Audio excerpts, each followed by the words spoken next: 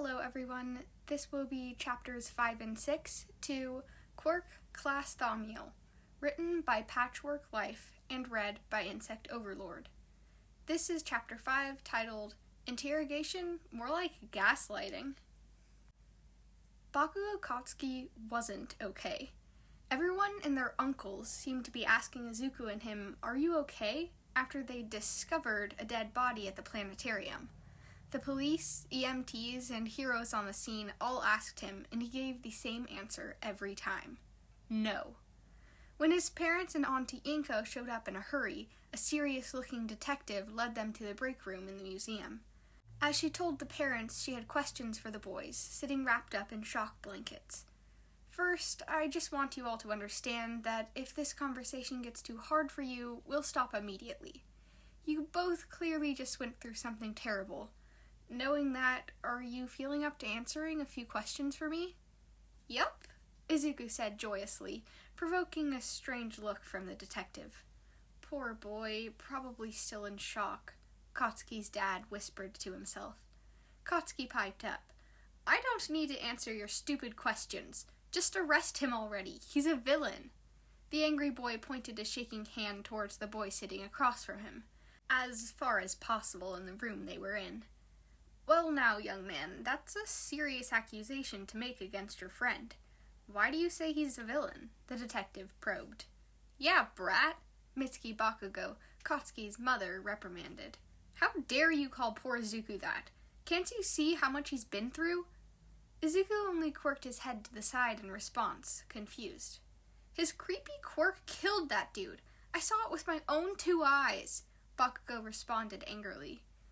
"I did that?" Izuku asked, pointing a finger at himself and looking to all the world like a lost puppy. "But I was sleeping." "Yes, young Bakugo. Young Midoriya here inhaled some of the person's sleeping mist quirk. Hallucinations were a possible side effect. Is it possible that you imagined it? After all, your friend has an imaginary friend quirk, and those kinds of quirks don't work without focus. It would have been impossible for him to do anything while he was asleep," the detective countered. Katsuki was stunned. "Is this lady, what is it called again? Oil lamping? Oil lighting? Whatever. She's trying to trick me. Well, flick that!" As Katsuki opened his mouth to deliver a response so logical, so utterly convincing that the detective would have no way to say he was wrong, Inko said something. "All right, detective, I think that will be all. Really, interrogating a couple of children? I think we've done enough for today. Let's go, Mitsuki." Inko scooped up her son, blanket and all, and carried him out the door. Mitsuki followed while ushering Katsuki. He dropped his blanket, though, because blankets are for babies, duh. The rest of the day passed in a blur, and Katsuki was lying in his bed, staring at the open door. The lights were all kept on. "It will be okay, honey. He's still so young. I'm sure this memory will fade as time goes on." "Yeah, I sure hope so," Mitsuki said back to her husband. After a silence, she kept talking. "Do you really think that sweet little Izuku could have anything to do with it?" His silence spoke volumes. Katsuki closed his eyes and wished for morning to come already. Downtown, in another apartment with a boarded-up window, lay a boy who dreamed sweet dreams. As he lay, his uncle watched from the corner, ever vigilant. This concludes Chapter 5. Author's note: SCPs in this chapter: SCP-783, The Crooked Man. Here is Chapter 6. If might makes right, what does wrong make? All Might was dead. Or, at least that was the idea. But when Yagi Toshinori awoke from a series of intensive surgeries weeks after his fated fight with his nemesis, he could do little but watch the live news play on his hospital room's television. Instead of the rioting or general panic he expected to see from the public as they mourned the loss of their hero, there was only quiet. Baffled, Yagi continued to watch in mounting horror as he realized that the symbol of peace might not have been as important as he thought, that he himself might not have been as important as he thought. a realization that was broken when the screen suddenly panned to a muscular hero standing atop a fallen villain with 2 massive bullhorns, flashing a bright smile. "I am here," the impostor announced. All Might began to cough up blood in shock. When Sir Night-Eye heard the news of his mentor's return to consciousness, he rushed to the hospital immediately. He had seen the All Might impostor parading around town and had immediately known it wasn't the real deal. For one, the impostor had 1 more wrinkle above his left eyebrow than usual. Whoever was behind the abomination was clearly not a true All Might fan. While his first instinct was to catch the false hero, upon further inspection that proved to be a difficult endeavor. For one, it seemed to have just as much strength and invulnerability as the original. The years Night-Eye had spent as All Might's sidekick had shown him just how much power was needed to break through those defenses. The only people with a chance to take out All Wrong alone were either missing organs or 6 feet under. Night-Eye rushed into the hospital corridor, searching frantically for room 305. That proved to be a futile effort, however, as he soon came face to face with the gaunt face of Yagi Toshinori, stumbling down the hall with several nurses fussing over him, trying to convince him to get back into bed. Yagi, why are you out of bed? You're missing 5 organs, which is 4 more than I'd feel comfortable with right now. Night-Eye admonished the sickly man. The world needs me. I would not be a true hero if I were to abandon the citizens of Japan when they need me most. All Might's words would be comforting if they weren't coming from a man who just lost 15 pounds overnight, and not by exercising either. Oh, my stars and stripes. The people of Japan are doing just fine.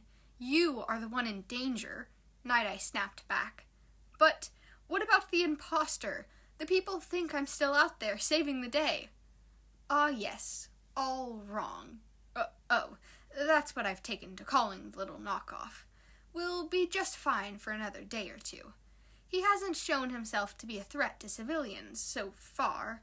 For now, we just need to make a proper game plan to deal with him.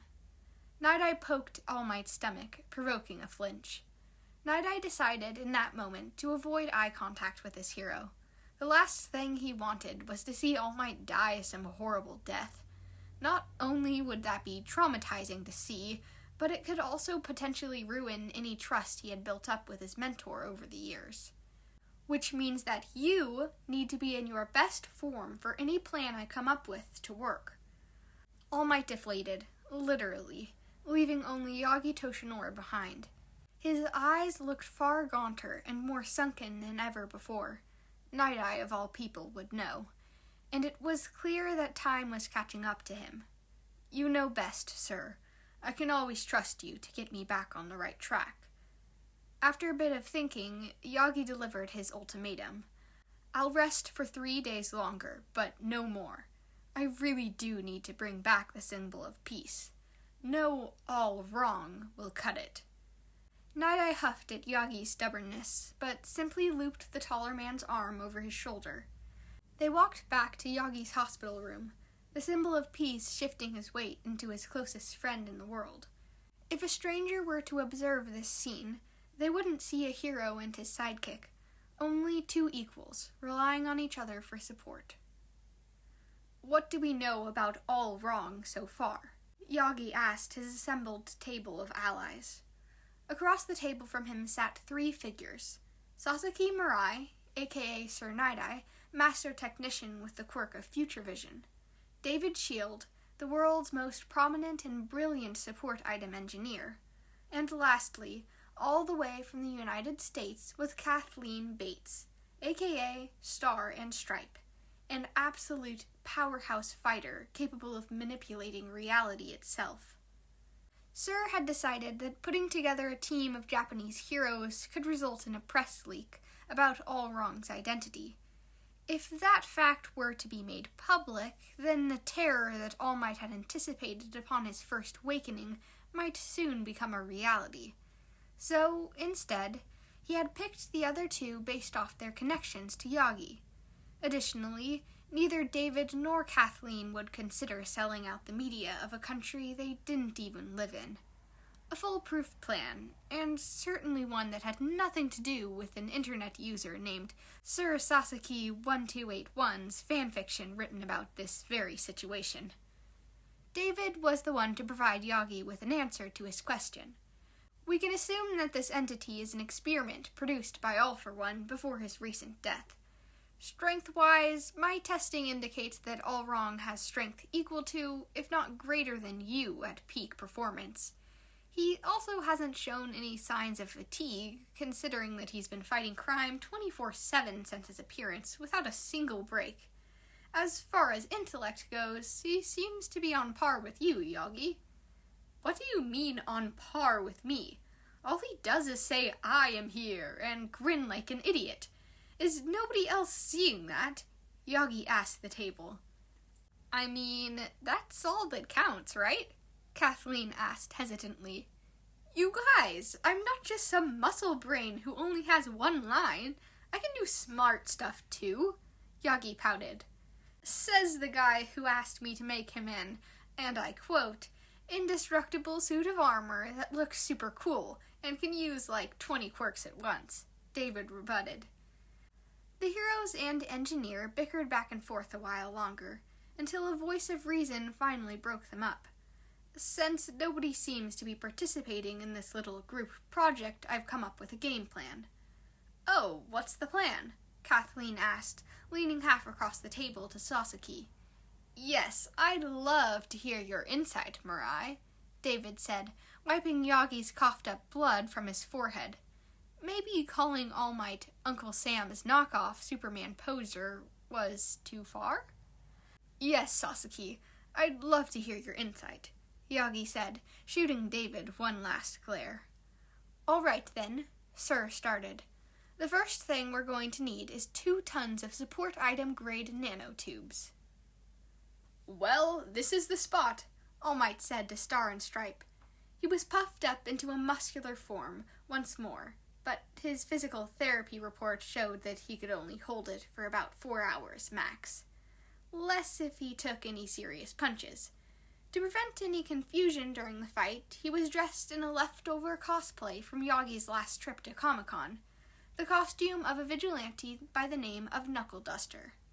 Yup, looks good to me, Star called back. They were positioned by a deserted beach a few miles off Yokohama, which was All Wrong's last public sighting. You got the cameras ready? We're all good on my end, All Might replied. A dozen yards from Star, he had set up a news anchor's large camera, acquired through Sir's connections.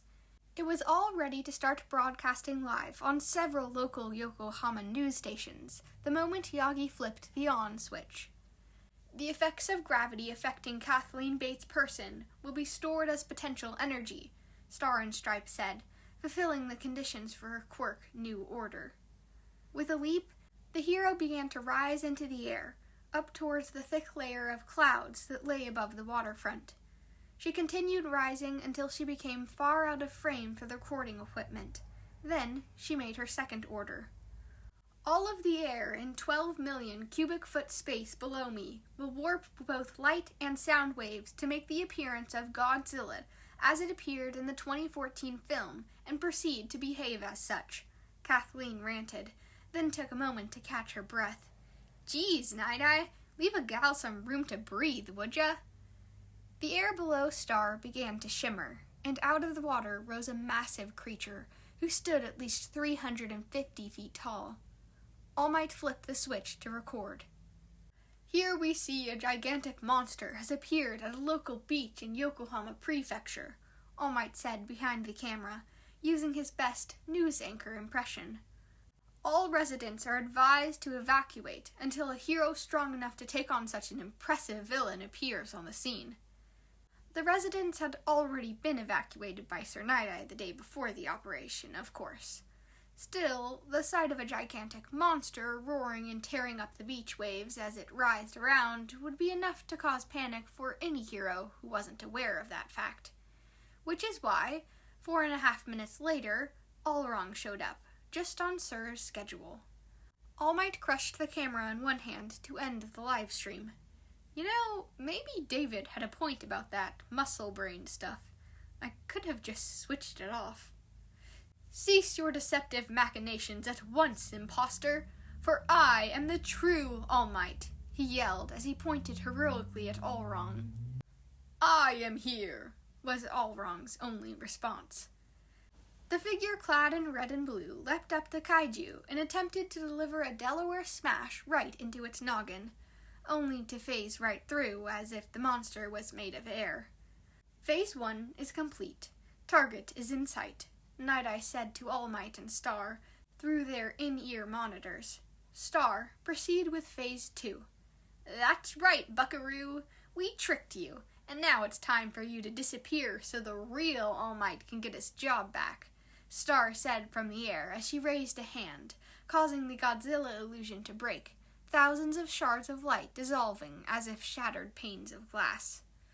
All Might will cease to move from the space he stands for 10 seconds. Both muscular men on the beach froze, unable to move a single inch. Dang it, it affects both of them, Star said into her earpiece. I guess that bugger really does consider himself to be All Might. That's fine, Star.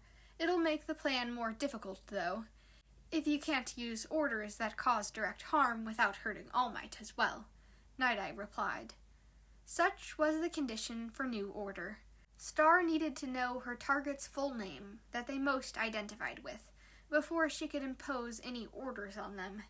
In addition, she couldn't exceed a certain amount of physical force. Not directly, anyway. This meant that restraining two beings as strong as All Might could only be done for a few seconds before the order was stripped. I am here! The impostor yelled as he broke free. Taking one step forward, then two, Allwrong began to run towards the real All Might. Sand sprayed in all directions as the two collided, hands gripping each other as they wrestled. Is that really how I sound? All Might asked his earpiece. Please focus on the villain ahead of you, Night-Eye responded. And yes. Well, lethality isn't my only trick, Star yelled from far in the air. She seemed to be continually rising, gaining altitude as she gave orders from above. All Might will now lose consciousness. The hero and his doppelganger slumped to the sand in unison. I think that worked. Sir, David, are you ready for the drop? Star asked, tapping her earpiece. Not yet. Allwrong appears to be recovering somehow, David responded. Is it possible that it's immune to mind-based attacks too? Sure enough, the slumped form in spandex twitched and slowly rose to its feet. The entire time, though, his head remained slumped to the side, eyes closed and mouth open to drool, much like his clone still lying in the sand. Oh, dang it to Hooters, Star cursed. It's almost like this thing has been programmed to fight non-stop. And Musatafu, a certain boy in a certain preschool, sneezed. Fine then, consider that order revoked, Star hastily yelled, but it was too late to quell the damage done entirely. Allwrong set loose a full-powered punch at his foe lying in the sand. No! Star screamed from in the air. When the dust cleared, All Might was standing, but only barely. Allwrong seemed baffled by this turn of events, if his unchanging grin was anything to go by. All Might spit a mouthful of blood and phlegm into the sand. Worry not, young Bates, for I shall prevail against all foes. Hey, don't call me that. It makes me feel old when I realize my childhood hero is in his 60s, Star said back. At this point, she was much too high in the clouds to hear him, so they had to rely on their comm units. Hey, Dunderhead Shield, if there were ever a time to drop, it'd be now. We're struggling down here. That's my signal to book it, All Might said as he sped away from the confused clone. If Allwrong was momentarily confused before at the sight of a villain taking on one of the most powerful punches and getting back up, he must have been absolutely baffled to see a military-grade freight helicopter descending from the clouds above. Barely visible from the ground, Sir Night-Eye stood in the aircraft's open door, gripping some sort of black metal cable, hands just yards away from the end of a wire dangling outside.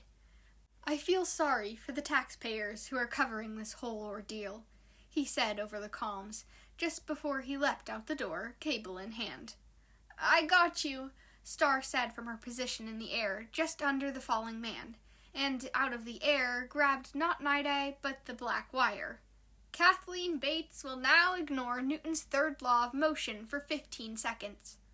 Star fell from the air, gravity nullification abandoned for this new order. As she fell, she picked up speed much faster than she should have, quickly passing by the still falling Night-Eye.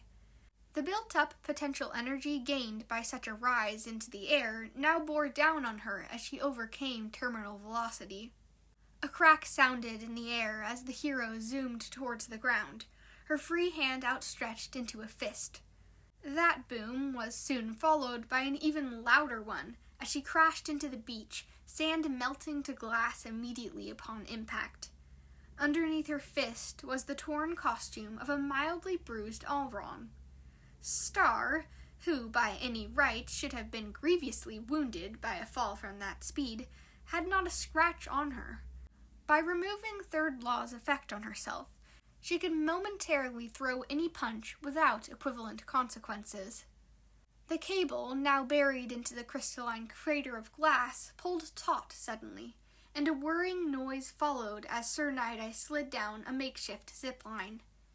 With his limber legs, Night-Eye delivered a strong kick to his fallen foe as he landed on the ground, dealing absolutely no damage to the Juggernaut. "Quickly, All Might, grab him while he's stunned." Back on the scene, All Might grabbed the clone, lifted him, spinning him around in his hands as he did. The clone spun faster and faster, the cable wrapping him ever tighter as the helicopter slowly lowered to the ground. By the time David landed the helicopter and disembarked from the cockpit, Allwrong was completely contained in a donut of cables 4 yards in radius. While he seemed to struggle, the cable didn't give way even a single inch. "No use trying to break out," David said as he approached. "That fiber is a nanomaterial I just spent the last 5 days and billions of yen developing." "Phase 3 is complete. Good work, everyone," Night-Eye said to the gathered group. Not a single hero walked away from the battle with significant injuries. Except for All Might, but that was just par for the course. "Now, Star, if you would do the honors." "I'd love to," she said as she put her hands on Sasuke's shoulders. Sasuke Mirai's quirk will now function reversed in regards to time. With that, Night-Eye looked Allwrong directly in his soulless eyes, the physical contact condition of his quirk fulfilled by his earlier kick, and furrowed his brow at what he saw. Then he began to laugh. Starting as a chuckle, then migrating to a full-blown gawping, Night-Eye laughed at whatever truth he saw in Allwrong's past. "What did you see? Is it all for one? Did he plant this copy as some kind of plan to take over the world after his death?" All Might demanded. A toy!" Night-Eye managed through his tears. "We've been fighting a toy." "I'm clearly missing something, 'cause toys don't take one of my Tokyo Smash attacks and live to tell the tale. You're gonna need to explain," Star said crossly, arms folded. With that, Night-Eye regained some composure and stood up. "Allwrong isn't related to All for One. Never has been." He paused as he let that sink into the group. They were so concerned with stopping a single supervillain's schemes that they never stopped to think that this clone may have some other, unrelated source. It's just a product of some kid's quirk manifestation. It looks like he was crying over All Might's supposed death when the action figure transformed into a real-life All Might. Lucky kid, Sasuke thought to himself. "So what you're saying is that this villain is just a quirk accident?" David asked. "I'm saying that Allwrong isn't a villain at all. In fact, he's been faithfully following his wielder's commands to be a hero this whole time. Just think, When did All Wrong ever cause harm to a civilian? Night-Eye was answered only with silence. In fact, this whole situation is preposterous when you think about it. We have a perfect hero patrolling Japan unresting 24/7, and we want to, what, stop him? Throw him in Tartarus? Night-Eye continued.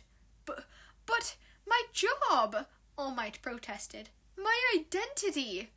All Might, let's be real. You're missing half your organs. Plus, you've been telling me how it's always been your dream to get a license and teach at UA. Night-Eye outstretched an arm to the bound figure, his head barely peeking over the gigantic bundle of wire. This is a golden opportunity. Let this sentient Quirk do the work for you, and you can finally get a chance to retire. I suppose you have a point, Mirai, All Might said, indignation draining out of his expression. I'm glad you came to your senses, Sasaki said smugly. Okay, not that this little heart-to-heart you have going on isn't adorable, but what's the plan for Grinny McMuscleface over there? Star piped up, pointing over at her shoulder at the exposed head of All Wrong. Cable disconnected from the helicopter, David lifted the aircraft into the air. I'm blowing this popsicle stand. See you all at the Hero Gala, he said once the heroes began discussing the logistics of unleashing a ball of unbridled kinetic energy from its containment. Okay, big guy, I'm sorry for punching you and all, but I'm gonna need you to be really calm and not kill us all when I take these cables off, okay? Star and Stripe asked the bound figure. I am here. Oh, phew, she said, wiping sweat from her brow. Well, since you promised. Carbon nanotubes within 100 feet of me will dissolve.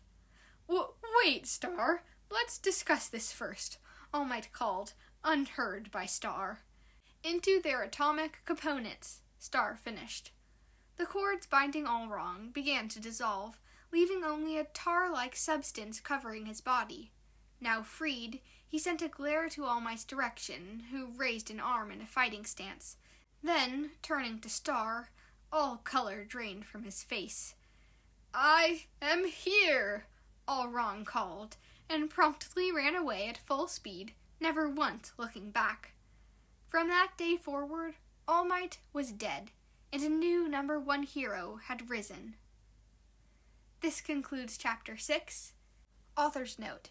SCPs in this chapter, just SCP-173, Toy Shapeshifter, All Wrong. I hope you guys liked this. I really like the fake cursing all the time. I think it's funny to say frick and stuff. My brother also had Aizawa curse by saying redacted, and I thought that was funny too. I also ship Star and Stripe, Night-Eye, David, and All Might just from this fic. I think, and my brother has agreed that they do. They do feel shippable. Hopefully the next chapters will be up faster than this one was. I have finals and stuff, so I haven't been recording or writing anything. And that's all. Thank you so much for listening.